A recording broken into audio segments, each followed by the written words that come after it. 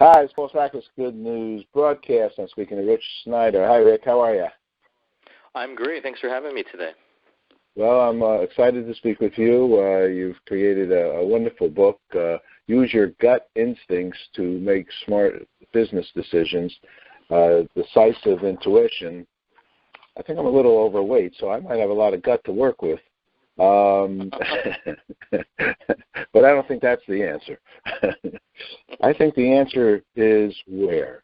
Where do we go? How do we start to make good decisions and maybe even make some major changes in our life? Yeah, this is really the point of the book, is that we're actually more intelligent than we give ourselves credit for. And we're actually picking up on inner signals and cues all the time. And it's not just our gut, even though that's a big region where we do pick up a lot of information, but we also, our heart intelligence, and I know a lot of people that get information in their solar plexus or their throat or different parts of the body. And so the idea is that the more you're literally present throughout the day and willing to listen and pick up on those signals and cues when you meet somebody new, when you're in a hiring conversation in your job, or a sales conversation, whatever it might be, you're actually getting that kind of data and information all the time. Aha, okay. Do you start your morning with a meditative state, yoga, or you do any athletic? How do you start your day? Yeah, I try to do some kind of morning meditation just for a brief amount of time is ideal, and then I like to be active also, where I'll go for a run or something like that. And both of those are actually two great ways to access your intuition, because you're getting your conscious, rational mind out of the way, and you're tapping into that deeper subconscious. And so meditation is a great way to access that, or yoga also. But also going for a run or a swim or something that puts your mind on autopilot, and that's where a lot of people get their most innovative ideas, is when they do something like that. Now, let me ask you, once again, the name of the book is Use Your Gut Instincts to Make Smart Business Decisions, Decisive Intuition.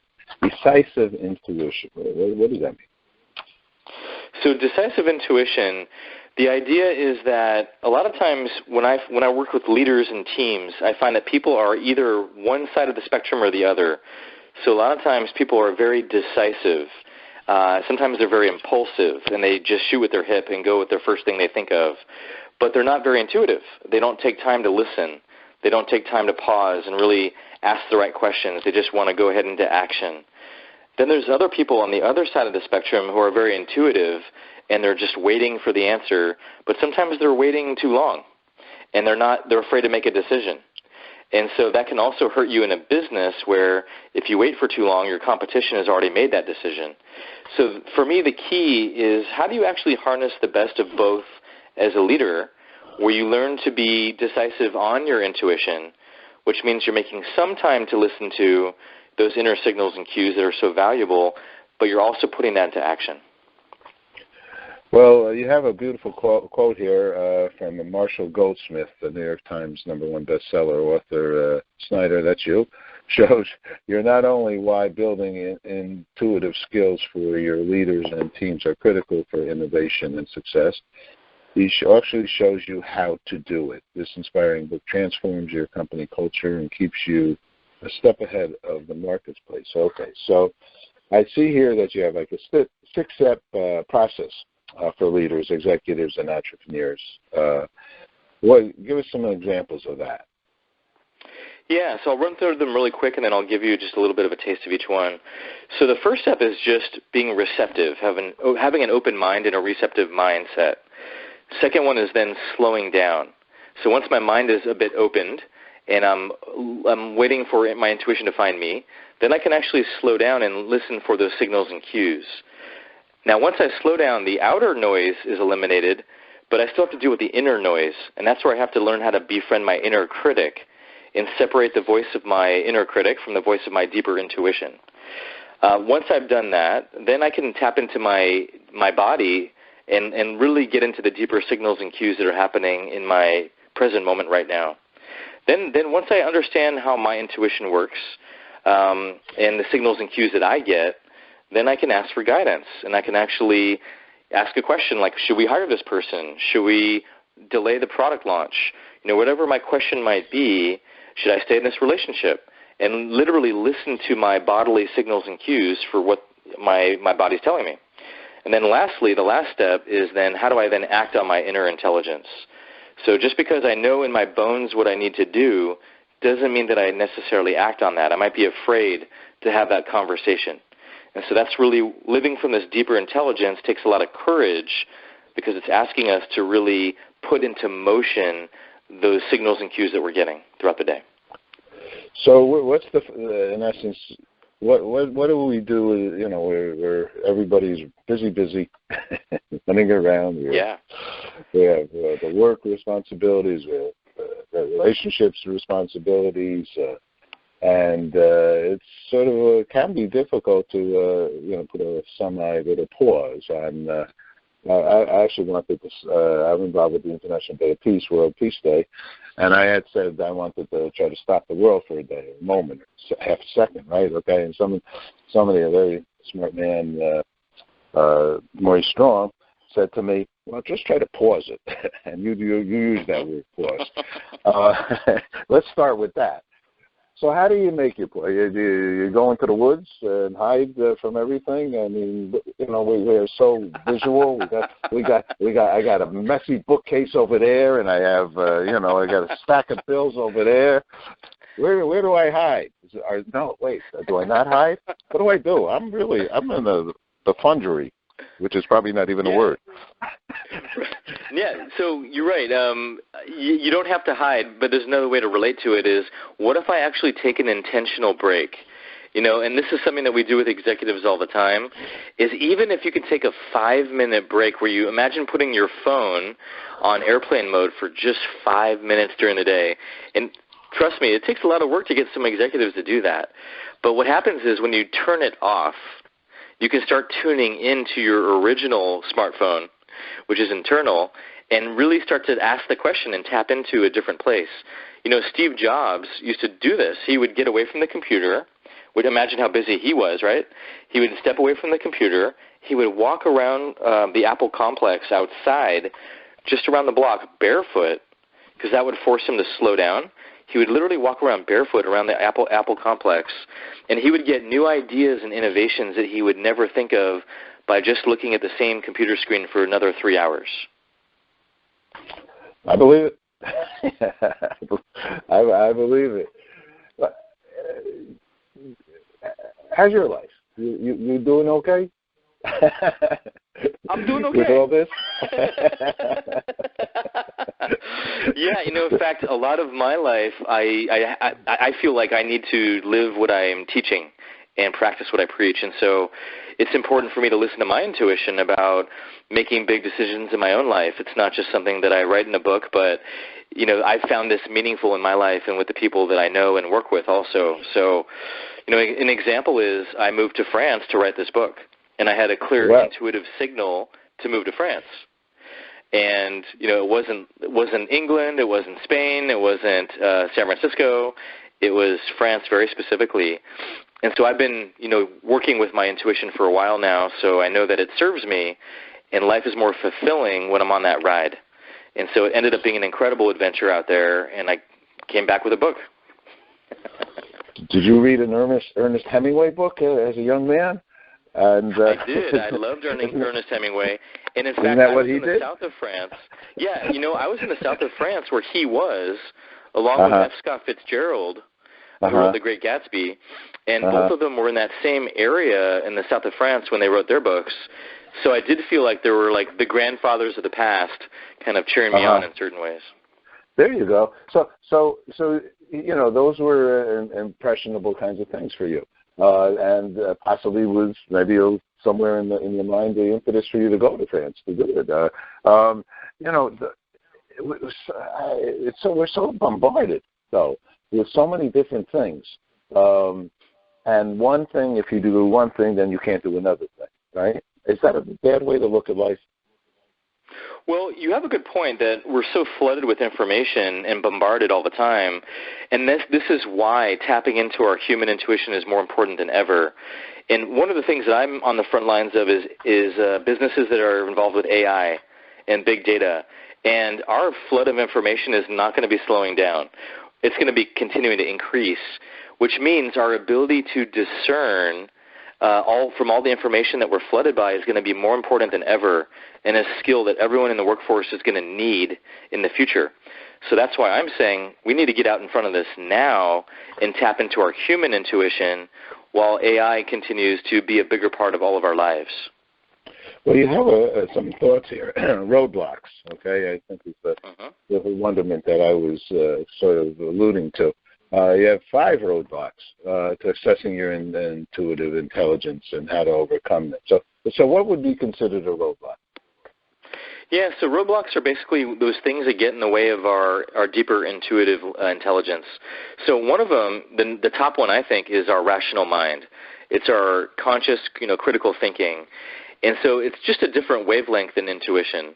And the more that we're up in our head all the time and just jumping from thought to thought, we're not able to slow down and tap into that deeper intelligence that's there waiting for us.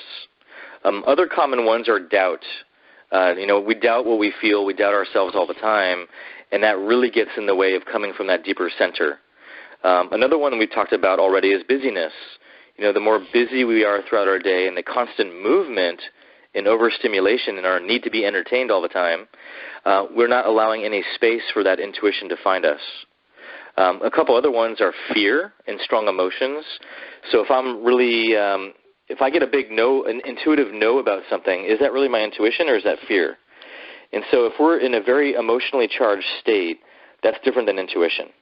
And that's when we get hijacked from listening to that deeper voice that often comes in a very quiet, non-dramatic way.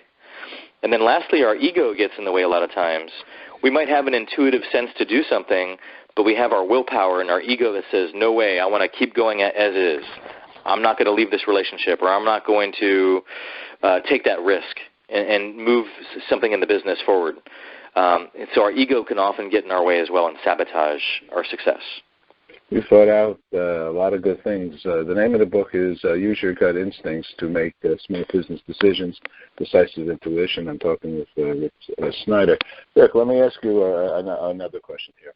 Okay, and it's green. My question is green, and I think some people call it money.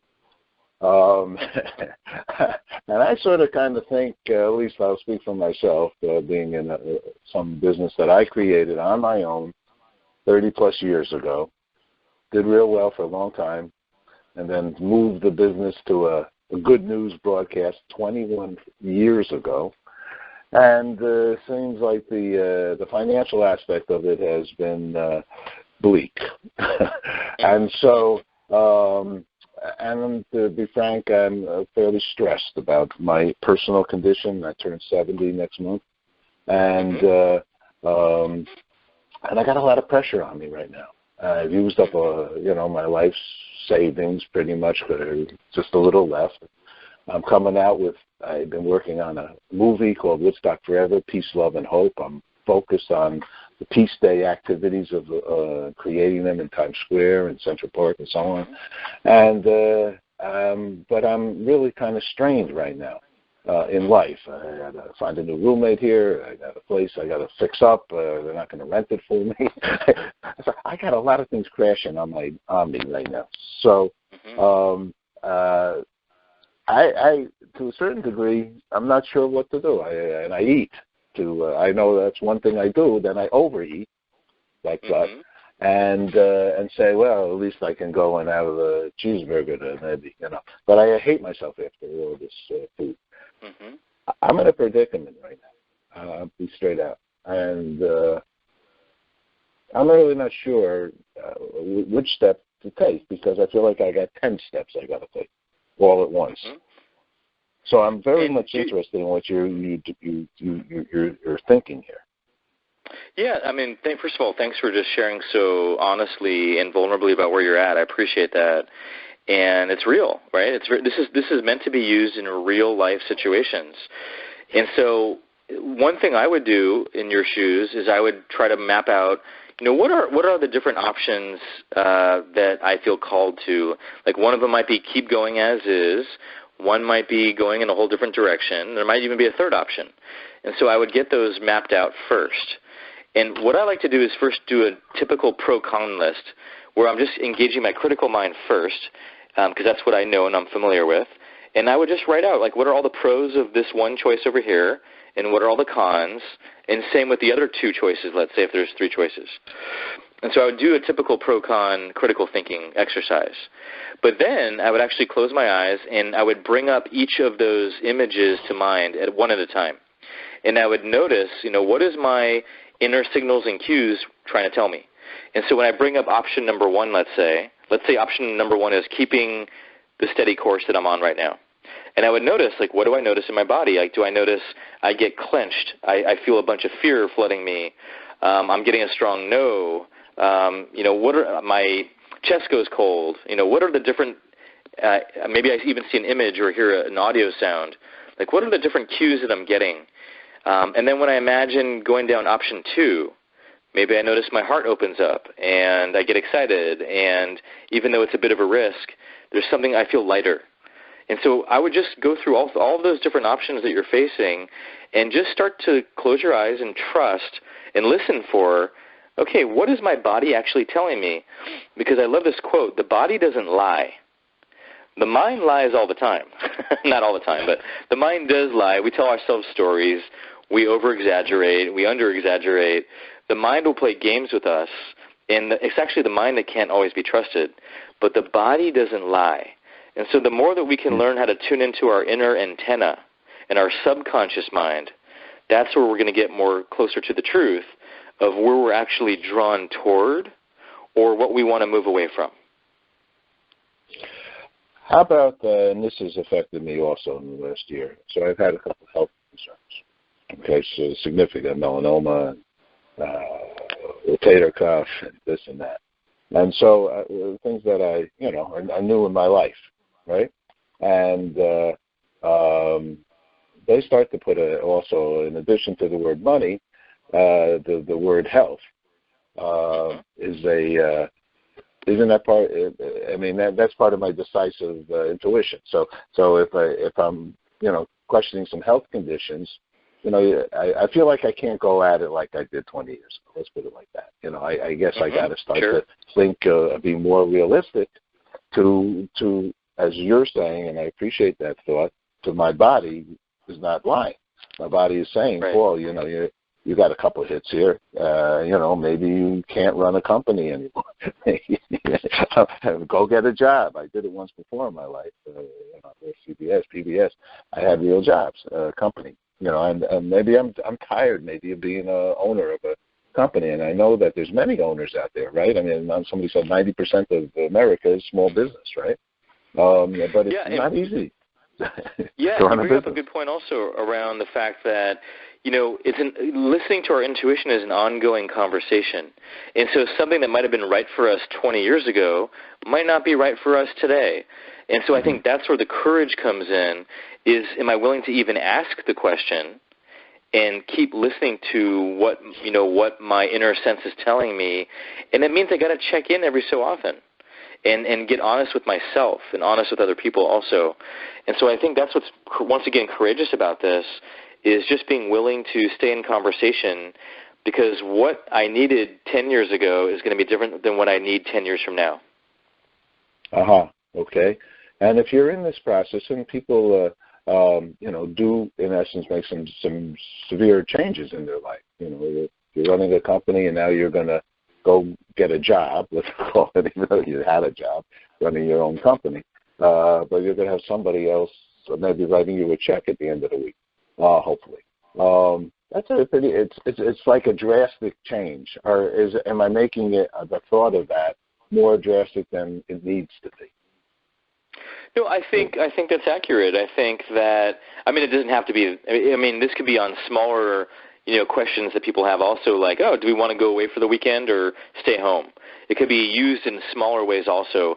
But that's really the point, is the more that we're living a life that's connected to our highest values and what really lights us up and what really gets us going, we're connected to our passion and our purpose, that's where we are actually end up being more successful.